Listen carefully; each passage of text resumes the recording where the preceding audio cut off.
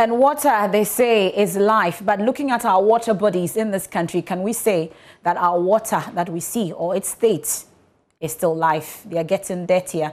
This is the verdict from the government as the world celebrates World Water Day. As a nation makes strenuous efforts to provide water for the citizenry, there is still a plethora of challenges that some communities face with access to potable water. Let's take you to a farming community in Techima North called Tanokrom, where access to potable source of drinking water has over the years been the community's major challenge. Correspondent Anna Sabit visited the community and came through with this report. Water is essential for the survival and productivity of all life and ecosystems. The value of water is about much more than its price. Water has enormous and complex values for our households, food, health, education and the integrity of our natural environment. To the people of Tanokrom, a farming community under the Techima North district of the Bono East region, water continues to be their scarcest commodity in their everyday life. Tanokrom, in Sonkwana here. Me pensua, manko tanaboase akosansua. Our major challenge is water. We have to travel to Tanokrom or Chobodom for water. Now here, in Sobi Takwaja, we sometimes spend between 2 and 3 hours to the nearest Takwaja River to fetch water. And yet 2 hours to 3 hours. Anavo Sente is the chief of Tanokrom. He says lack of water has over the years been the community's major challenge. Our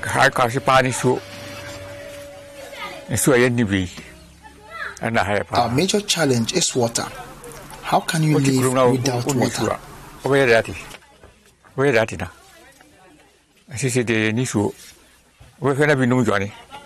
The only water source for the people here dried up 10 years ago. Since then, the people here would have to buy water from neighboring Tanoboase community at 1 cedi 20 pesos per gallon. We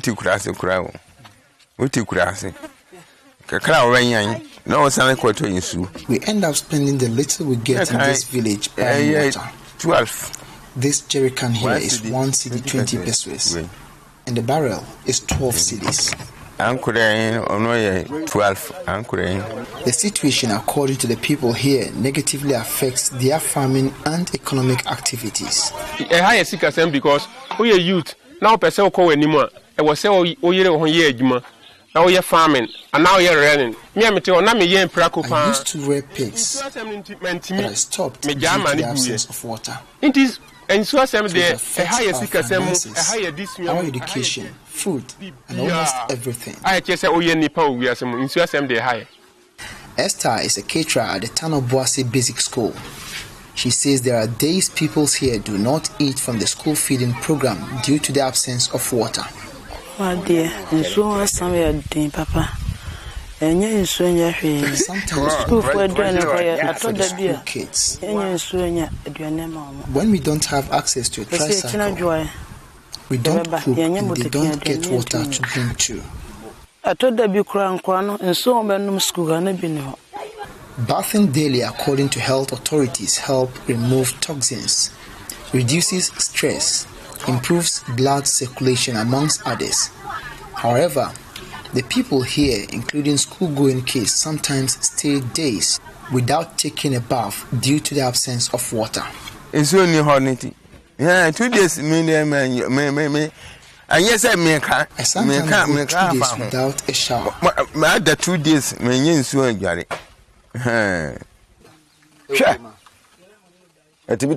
Look, sometimes I go 3 days without bathing. School-going kids in this community are dropping out due to the absence of water. If we don't get water, our children will stop schooling. How can a child go to school without bathing?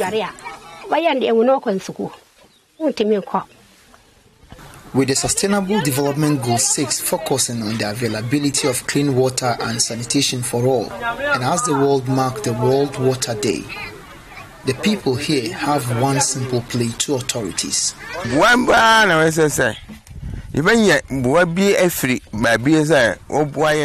need now is a source of drinking water.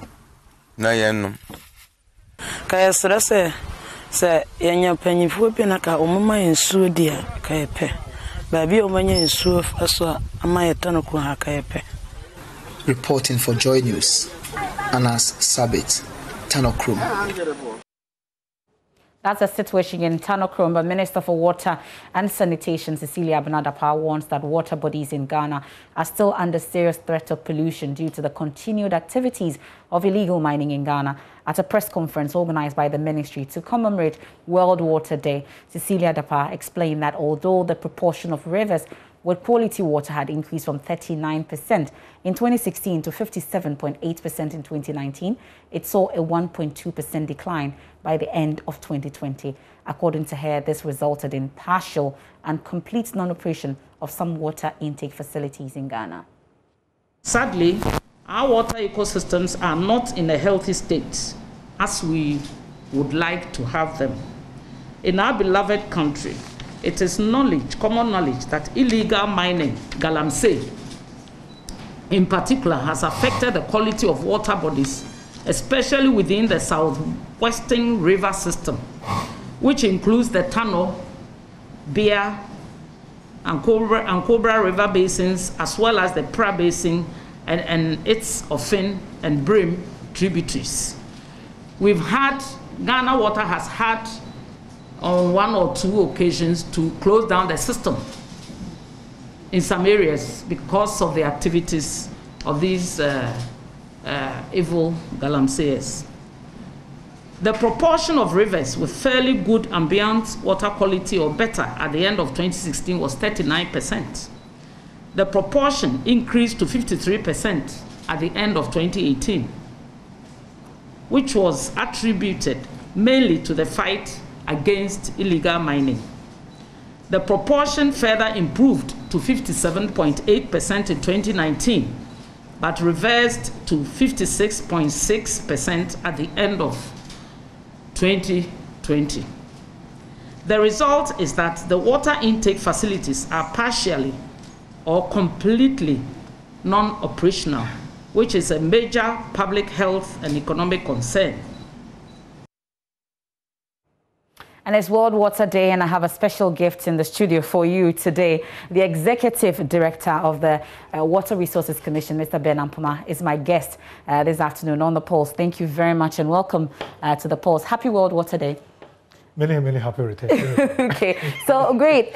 Today is supposed to be World Water Day, and we should be very happy that we're celebrating water. But it doesn't appear that the situation on the ground deserves or gives us that pleasure to celebrate World Water Day. I'm sure you saw the pictures from Tanokrom, for instance. How accessible is water? It should be basic, but it doesn't look like it's that basic to all of us. Thank you very much, Amifa. It's still worthwhile that we celebrate World Water Day. It's basically because of these issues that we celebrate World Water Day worldwide, to draw attention to some of these issues and how together we can address them. Yeah. I do appreciate the situation that we all saw in Tanokrom in terms of access to basic, water or potable water for the community. And indeed, like I just indicated, we take opportunity during these occasions, for instance, to draw public attention and also the attention of decision makers to, as it were, come out with some of these issues to let us know what is happening within the country in which we are, respect to various issues in terms of water resources. It's not only with the access, we have other challenges that we can still talk about. What are the challenges? Because I always wonder that what is the future of the country when it comes to water? Do we have enough? Will it get to a point where we have to import water? What exactly is our situation? In terms of what we have, in absolute terms, we don't have a problem. We have about 53.2 billion cubic meters of water surface. We are not talking even about underground. Okay. Right. But the issue has to do with where the water is in terms of distribution and also in terms of time. When do we get the water? During the rainy season, especially in the northern regions, we have a loss of water that even causes flooding. And then the next 6 months plus the Harmattan period, virtually nothing. Okay, that is a challenge. And we need to address that. Why do we have so much at a particular time and less at a particular time? And why don't we increase our storage facilities, for instance, so that we can have access to water, not only for drinking purposes, for all other uses, irrigation, industrial use, etc. So that is one. If you go to the western region and central regions, it's not the issue of quantity, but it's the issue of quality. Okay. And like the minister did indicate, the statistics show that even though we're doing well, we are going back to where we used to. So we need to focus also in terms of the quality. And indeed, if you're talking about the quality, it's not only caused by illegal mining, so to speak, even though we acknowledge that they play a significant role in doing that. Plastics, disposal of plastics, household, the way we dispose of our waste, and even during the rains, the way we go out and allow our waste that are in the streets to be washed by water, and every water that flows on the surface of the earth finds its way into a water body. We should be aware of that. And if it washes into a water body, it ends up being consumed by either you or myself. So these are basically, we have other institutional issues that we can talk about. But physically, it has to do with the quantity and then the quality of the water. Okay, but talk about quality. Okay, I'm sure you can. Yeah, going forward, we were really talking about whether we can sustain it, thinking about the issue of pollution, importing water. Importing is not an issue. It's not an option. It's not an option at all. Yes. We have enough. My point is that we shouldn't get there. Okay. So it's not. But are we putting measures in place such that we don't get there? That's why we are talking. And quite a number of measures are being put in place. But it's everybody's business to make sure that the water that we have, we protect it for our generation and then also for the future generations that we come to. But elsewhere, others are, implementing various systems that even waste can be turned into treated water and all that. But we don't see that happening in this part. Gradually, it is coming up. And it is part of the SDG 6. SDG 6 talks about water and sanitation for all by the year 2030. Within that, we have various targets, about 6 of them. And one of the particular targets, 6.4, talks about the issue that you've just raised. How do we efficiently use our water resources? Efficiency means reuse, for instance. And then if you have X amount of water, make sure you use it in a way that you do not discharge so much of it into the environment. Okay? And most industries are now being, as it were, made aware of the fact that if you take a small quantity of water to process your produce or products, make sure you do it in such a way that you maximize the value of the water that you are using it for, and make sure that you don't put it into the environment. Otherwise, there will be sanctions that go with it. In other jurisdictions, they've come in with the issues of incentives. And that is one way that we also need to go. That if somebody, if an industry or even an individual is using water in an efficient way, then you need to promote that person's behavior or practice. Okay, that is one. The other also has to do with the construction of waste treatment facilities. You and I, we witnessed last year, the government actually started this particular issue. It is very, very important because that is one of the ways that we can treat our waste, which is liquid waste I'm talking about. Yes. So that we don't actually put it out into the environment to destroy it. So it is a gradual thing that we need to take up and as it were, an attitude, a practice that we need to cultivate, which hitherto we were not, let's be honest. Yeah. But we need to pick it up. And because of that, we want to meet the SDG 6 goal, we need to actually address your attention to that. So it's key that you mentioned that every water that gets onto the surface of the earth goes into a water body. Yeah. So it brings me into the discussion about our water bodies and its state. Yeah. As we speak, of course, it's really nothing to write home about. Yeah. Most of our water bodies, as compared to what we see elsewhere, the color is just like tea, cocoa tea, some would say. Yeah. What exactly are we doing? How are we hoping that we can reverse this trend? Especially, we all know about galamsey and its fight against it. It is a myriad of it's a big issue, complex, but we need to tackle it. First of all, and that is my view, and I think it's something that we need to, as it were, let everybody know the value of water, not for him or herself, but to the entire society. If we're able to appreciate the value of water for whatever particular use that we put in the water into, and the fact that somebody also has a value for the water, exactly, then we can, as it were, put it into good use. I'll give you an example. Last week, we all heard that a developer went to destroy some, trees around the Lake Busom, which had been consciously, planted by the communities through the CREMA project supported by Otunfo and some civil society organizations, and of course, institutions like the Commission and the Forestry. Now, for the developer, he's looking only at what he's going to get out of the development that he's going to put out, without recourse to the value of the lake to the community. That is their livelihood. Okay. If the developer really appreciates the value of the water that the community gets from the lake in terms of their livelihood, he would definitely go by the rules and regulations which says that leave 100 meters before as a buffer, which had been created. But nothing will happen to them. That's why they keep doing it.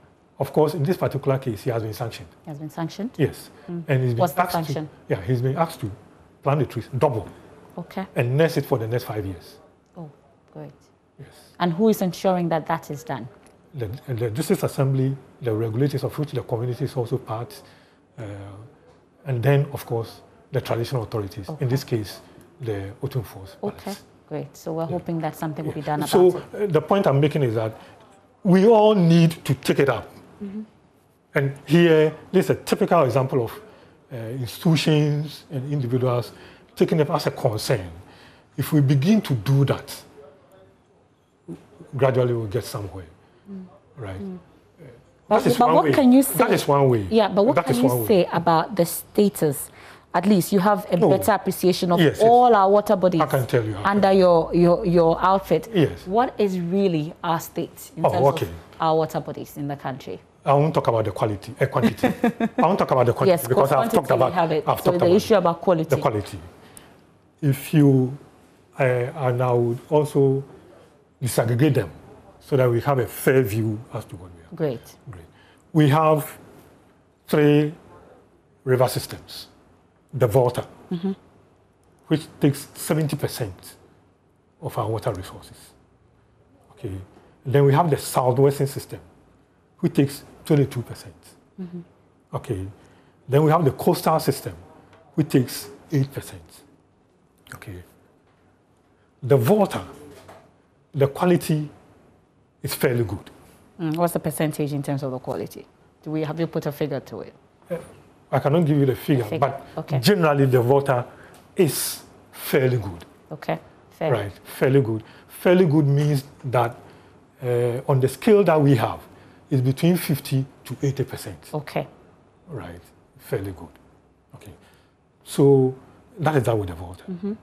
The coastal systems, that is Densu, Ayensu, Kakum, all those rivers that flow along the coast, the qualities are fairly good also. Fairly good also. Yeah. Okay. But how about the southern system?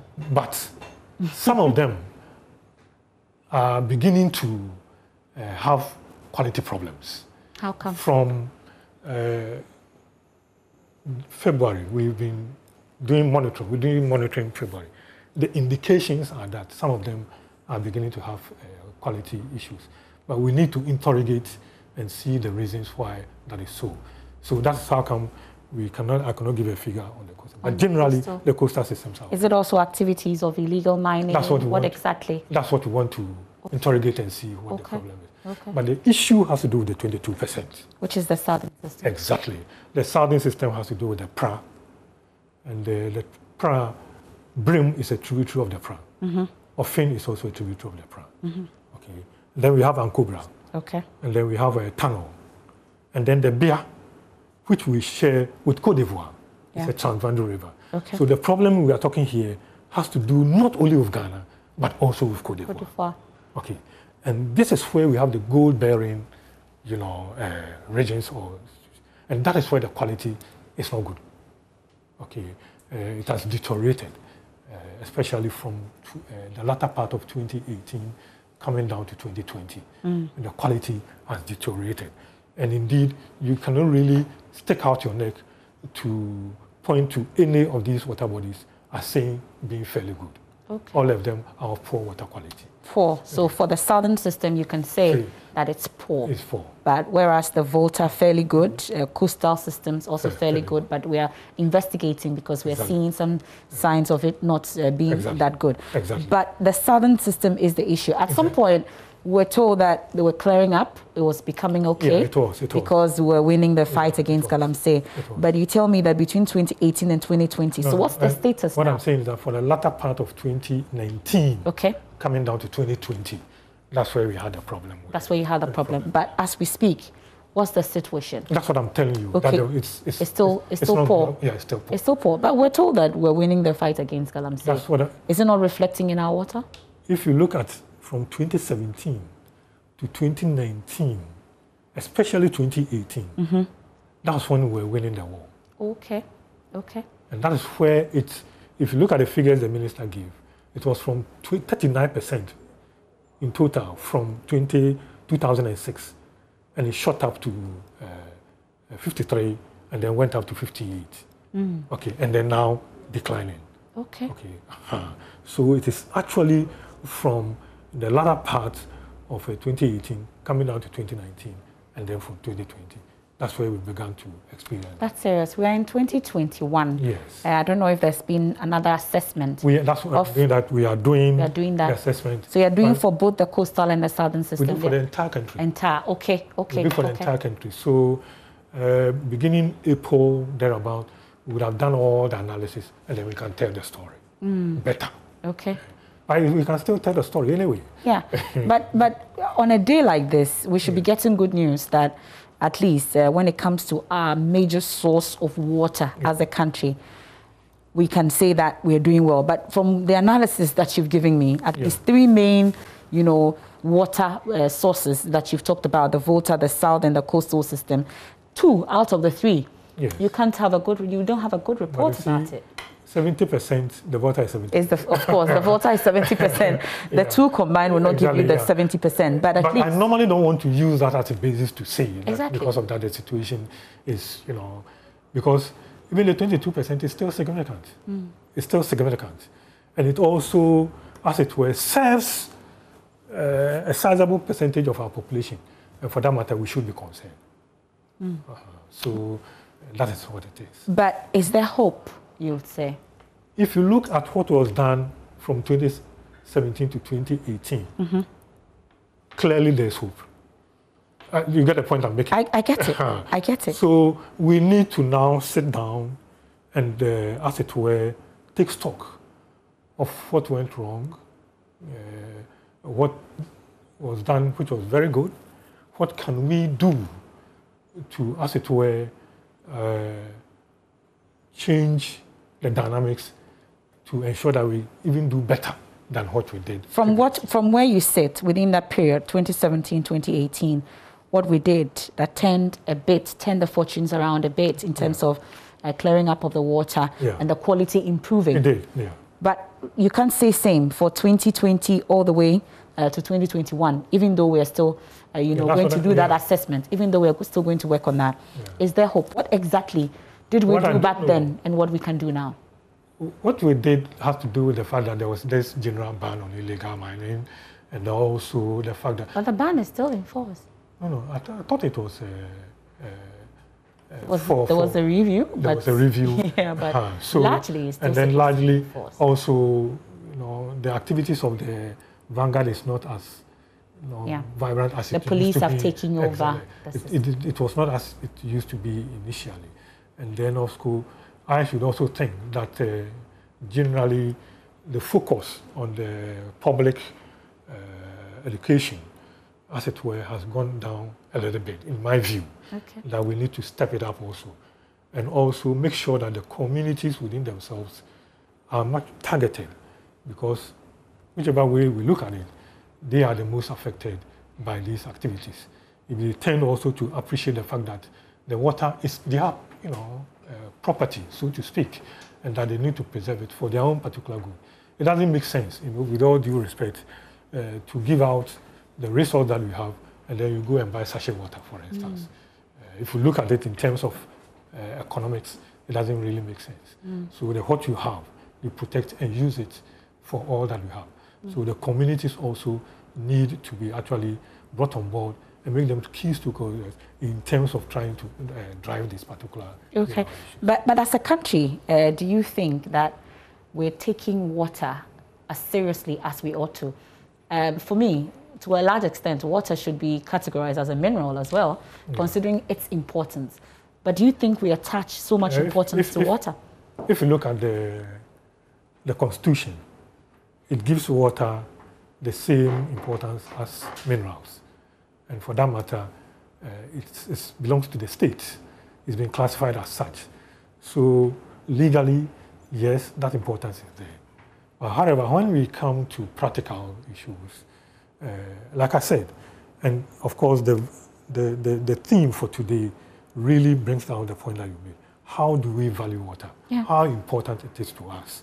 Okay, if you, for culturally, or for cultural purposes, for some communities, it's quite important because that is their culture.